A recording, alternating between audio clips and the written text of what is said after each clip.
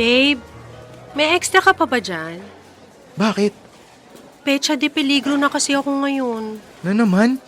Bakit lagi na lang walang natitira sa sweldo mo? Hindi ka naman nagpapadala sa inyo. Sarili mo lang din yung sinusuportahan mo. Anong gusto mong sabihin? Na maluho ako kaya ako nagigipit palagi? Babe, wala naman akong sinasabing ganun. Gusto ko lang maintindihan kung bakit lagi ka nagigipit. Kung mahal mo yung isang tao, hindi mo dapat pagdudahan. Nangangailangan na nga tapos ganyan pa iisipin mo. Wala akong masamang intensyon sa sinabi ko. Gusto ko lang talagang malaman kung anong nangyayari sa'yo. Wala namang problema sa akin na magpahiram kung may extra ako eh. Yun naman pala eh. Kung ano-ano pa sinasabi mo. Tsaka hiram naman yun, hindi hingi.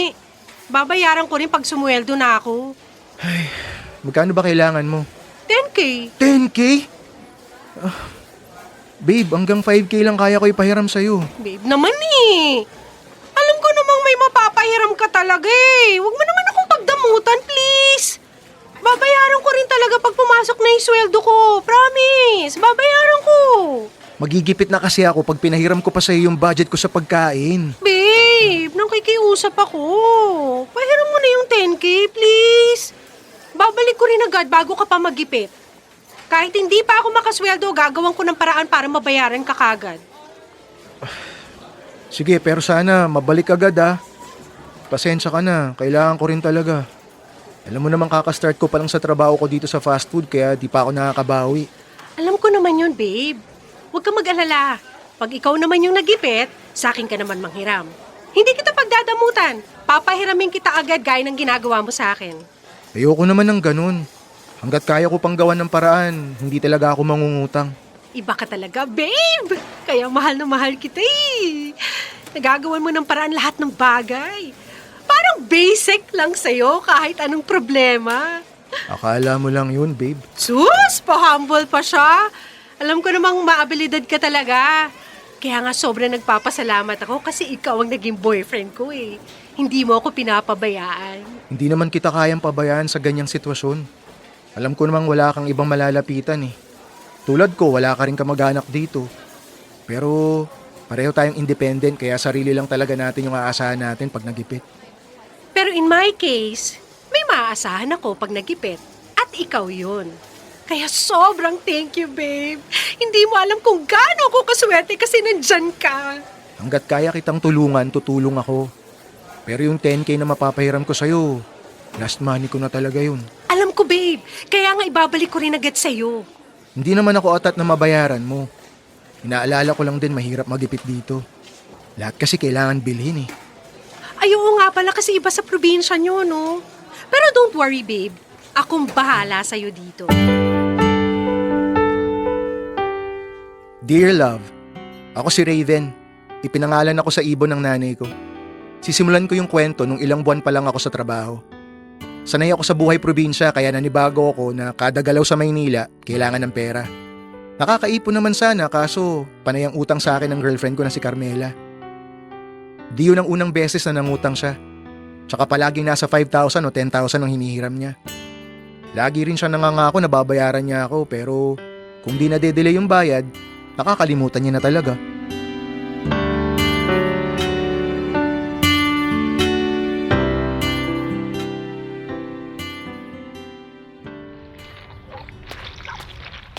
Good morning, Mang Benito. Aga niyo po magdilig ah. Ano yung dala mo? Basura? Opo. Ilalabas ko na po kasi puno na yung basurahan ko sa loob eh. Ayusin mo paglalagay dyan sa gilid para hindi kumalat ha. Tsaka dapat dinodoble mo yung plastic para hindi mabutas pag binuhat ng basurero. Alam mo namang manipis yung plastic tapos mabigat pa yung ibang laman. Sige po, dodoblihin ko na lang po mamaya. Lapag ko po muna dito sa gilid tapos maglalabas na lang po ako ng pangdoble na plastic mamaya. May isa pa akong kailangan sabihin sa'yo. Ano po yun? Hindi mo dapat pinapapunta rito yung girlfriend mo. Hindi ba't nasabi ko na noon na bawal ang babae rito? Hindi naman po siya nagtagal dito, Mang Benito. May kinuha lang po siya nung nakaraan. Kahit na.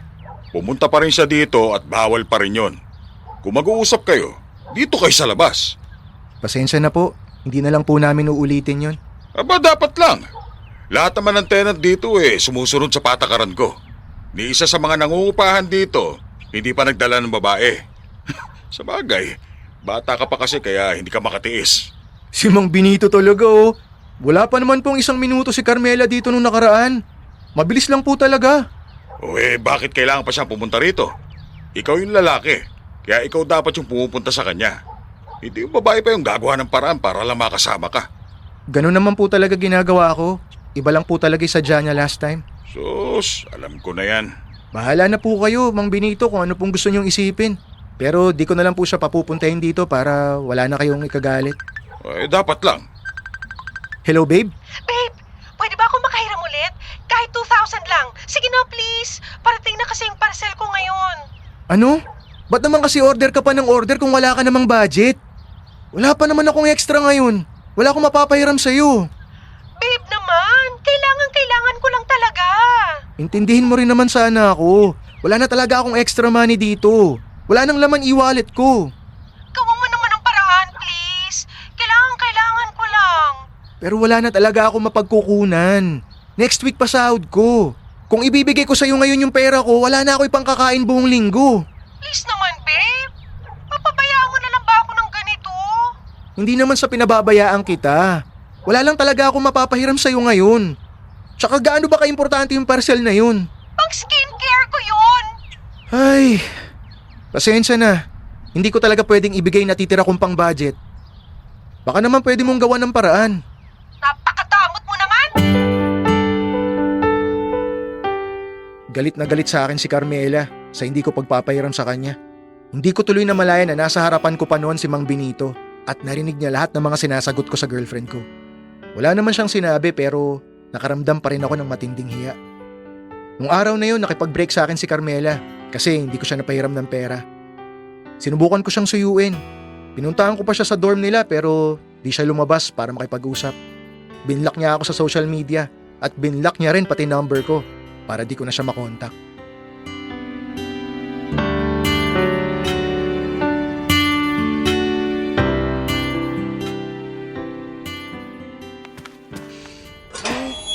Uy! Aray ko. Raven, pambihirang bata ito. Walang tubig dyan. Ba't dyan ka lumalangoy?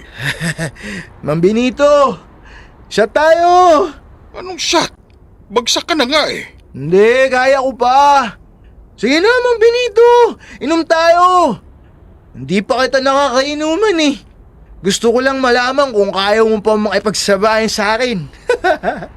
Ay nako, lasing ka na nga. Sige, tutulungan kitang tumayo. Hindi ako lasing, Mang Benito. Konti lang nainom ko. Tinan mo, di pa nagdodoble paningin ko. Kunti pa lang naman pala naiinom mo pero nagkakaganyan ka na. Paano pa kung nakarami ka talaga? Halika na at aalalayan kita papunta sa unit mo. Hindi, Mang Benito. Ayos lang ako rito. Maglakad na tayo. Baka may makakita pa sa'yo sa ganyang estado eh. Ipapasok na muna kita. Huwag matigas ang ulo. 5 minutes, Mang Benito. Hihiga lang muna ako rito sa simento.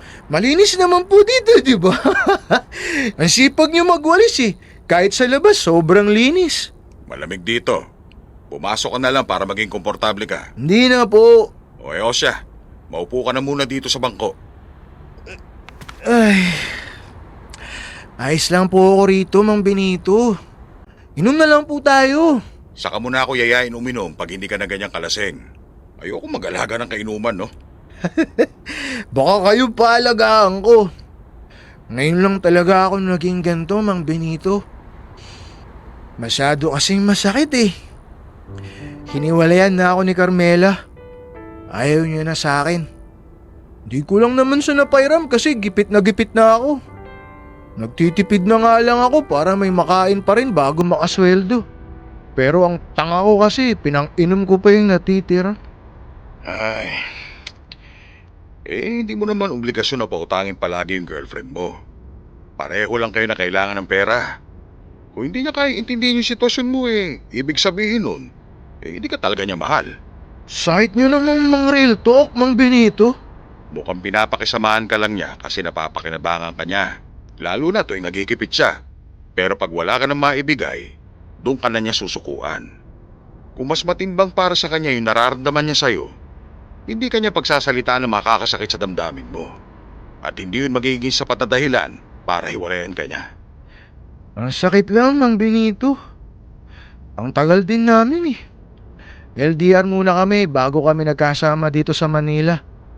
Kung kailan nakikita at nakakasama na namin yung isa't isa, tsaka pa nangyari to. Mukhang yun na yung sinyalis na hindi talaga kayo para sa isa't isa. Kaya mas mabuting huwag mo na ipilit ang sarili mo sa kanya. Bata ka pa. Marami ka pang pwedeng pagtuunan ng pansin bukod sa pag-ibig. Bumangon ka at matuto ka rin pahalagaan ang sarili mo. Pag nangyari yun, makikita na rin ng kahit sinong babae magkakagusto sa'yo yung tunay na halaga mo, na hindi lang nakabase sa kung anong kaya mong ibigay.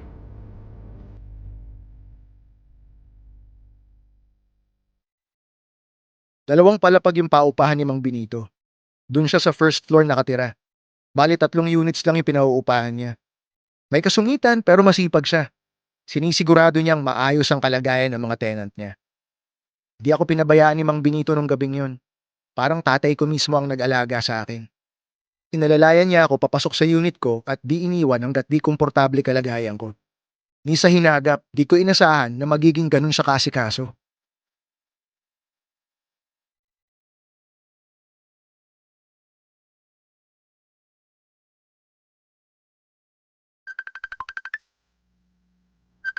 Hello? Raven, Bakit ka tumawag? magkita naman tayo please. Pag-usapan natin yung tungkol sa ating dalawa. Wala na tayong dapat pag-usapan. Ikaw na nga yung tumapos sa atin, di ba? Naka-move on na ako, Carmela. Sana ganun ka rin. Hindi ko kaya. Mahal pa rin kita. 3 buwan na mula nung hiwalayan mo ako. Tapos ngayon mo lang ako kakausapin tungkol dyan. Okay na ako. Mag-move on ka na rin para makausad na tayo pareho.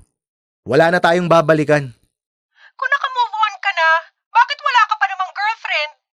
Hindi ko priority yung love life ngayon. May mas mahalagang bagay pa akong dapat pagtuunan ng pansin. Sige na, bababa ako na to. Magpahinga ka na dyan. Yun! Buti naman at hindi ka nagpadala sa pakiusap ng ex mo. Nagawa niya nang sayangin ka. Hindi malabong gawin niya ulit yun sa'yo. Mabuti nga ngayon kasi natuto ka ng pahalagahan at unahin yung sarili mo. Tapos babalik pa siya kung kailan maayos ka na. Oh, eto. Ubusin natin tong alak na binili ko para magkaalaman tayo kung sino mas malakas uminom. Aba, mukhang hinahamon niyo ako, Mang Benito ah. Tatay na lang itawag mo sa akin. Ganyan din naman tawag sa akin ng mga naunang tenant dito eh. Hulaan ko, tay. Dumaan din muna sila sa pagsusungit niyo, no? Oo naman. Sinungitan ko muna sila bago nila nakuha ang kiliti ko. Kabisado ko na kasi oras ng uwi ng mga tenant dito. Para ko na silang mga anak eh. At ganun na rin ang tingin ko sa'yo. Kaya nagtaka ako nung hindi ka kagad nakauwi. Siyempre, nag-alala na rin ako nun. Baka kung napano ka na sa labas. Kaya nung pagdating mo, gising pa talaga ako nun kasi hinihintay kita. Sweet niyo naman po, tay. Di ko akalain may ganyang side pala kayo. Naku, matagal ko na yung ginagawa. Huli mo lang nakita. Masyado ka rin kasing mailap. Bihira ka lumabas ng unit mo pagkatapos ng trabaho mo. Kaya wala rin akong pagkakataon na makausap ka na matagal. Ayun tuloy, mas nakikita mo yung kasungitan ko. Pero ngayon, magsashot puno tayo. Papakitaan lang kita kung gaano ko kalakas pagdating sa alak. Marunong pala kayo sa shot puno na yan, ha? Pero pasensya na agad, tay. Wala akong laban sa inuman eh. Ay, siya nga pala. Kung ayos lang po itanong, bakit mag-isa lang po kayo rito? Naghiwalay na kasi kami ng asawa ko. Wala po ba kayong mga anak? Meron pero kasama niya lahat sa Amerika. Nasa Texas sila. Kinukumusta naman nila ako minsan pero ni isa sa kanila walang umuwi rito para makasama ako kahit sa mga mahalagang okasyon. Ganun po ba? Ang lungkot din po pala ng kwento nyo. Wala naman ako magagawa kasi mas gusto nila yung buhay sa ibang bansa. Kaya nandun sila sa nanay nila. Namimiss ko na rin nga sila pero tanggap ko nang mag-isa lang ako rito. Wag po kayong mag-alala, tay. Hanggat nandito po ako, hindi nyo na mararamdaman na mag-isa kayo. Dear Love, malayo man ako sa mga magulang ko nung time na yun, di ko masyadong naramdaman dahil kay Tatay Benito. Dumating yung oras na kinailangan ko nang lumipat kasi natanggap ako sa ibang kumpanya. Bumibisita pa rin ako kay Tatay Benito tuwing bakante. Di niya akalaing gagawin ko yun pero masaya akong iparamdam yun sa kanya. Yung tipong balikan ng taong minsan niyang itinuring na anak. Masarap pala talaga sa pakiramdam pag tinatawag kang anak ng hindi mo naman kadugo. Parang may parte sa puso mo na biglang napuno dahil sa pagmamalasakit sa'yo ng ibang tao. At hindi mo na makakalimutan ang pakiramdam na yon kahit dumating ang pagkakataon na magkalayo na kayo.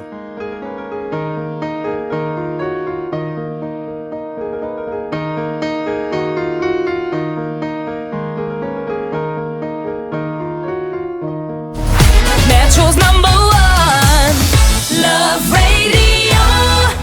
Basic!